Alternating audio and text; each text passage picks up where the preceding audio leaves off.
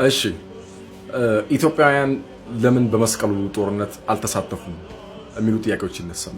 እንግዲህ በአውሮፓውያን በዌስተርን የአውሮፓን ካቶሊኮች የተቀሰቀሰው የመስቀሉ ጦርነት በመጀመሪያ የሚያደርገው ሆሊላንድ ወይም ደግሞ ቅድስት ምድር የምትባለውን ተብሎ የሚጠራውን ኢየሩሳሌምንና ሙሉ እስራኤልን ላይክ ከሙስሊም ሩለሮች ነፃ ለማውጣት ወይም ደግሞ ሊብሬት ለማድረግ የተቀሰቀሰ ሙቭመንት ነበረ።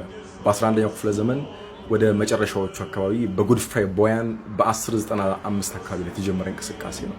ጉድፍራይ ቦያን ላይክ የካቶሊክ መሪ ነበረ። ላይክ በፖፑ ሪኮግናይዝ ተደርጎ የመጀመሪያው ጆርኒ ነበር የመስቀል ጦርነት የሚባለው ማለት ነው።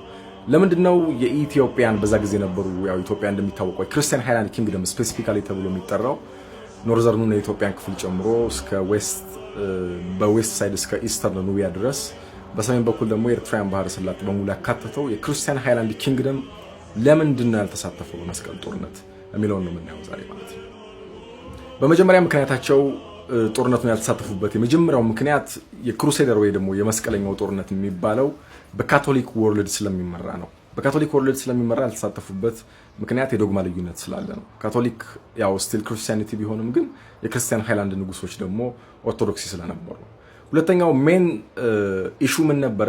ዳይሬክት ኮንታክትን ለማግኘትና ሆሊላንድን ሊብሬት ለማድረግ በሚንቀሳቀሱበት ጊዜ የክርስቲያን ሃይላንድ ኪንግደም ግን በዘመኑ ከነበሩት የክሩሴደር ሊድ ከሚያደርጉት የሙስሊም ወርልድ መሪዎች ጋር ጥሩ የሆነ ግንኙነት ስለነበራቸው ነው። ለምሳሌ በ12ኛው ክፍለ ዘመን መጨረሻ የላሊበላ ነገስታቶች ከሳላሃዲን አላዩቢ ጋር ጥሩ ግንኙነት ስለነበራቸው ሆሊላንድ ሁሉ መግባት የሚያስችላቸው የነ ዴር ሱልጣን ገዳምን ሁሉ ማግኘት የቻሉበት ጊዜ ስለነበረ በመጣላትና ቁርሾ በመክፈት ያገኙትን ፕሪቪሌጅ በነፃነት በፍሪደም ያለ ግጭት ሆሊላንድ የመግባት እድል ስላገኙ ጥቅሙ ስላልታያቸው ነው። ሶስተኛውና በዋናነት የሚነሳው እንግዲህ የጂኦግራፊካል ኮኔክሽን አለመኖሩ ነው። እንዲያው ኢንሳም ኤክስተንት ክርስቲያንን ብለው ዲል እንዳያደርጉ እንኳን ጂኦግራፊካል ያለው ርቀት በጣም ከባድ ነበር። በአራተኛ ምክንያትነት የሚነሳው ምንድነው?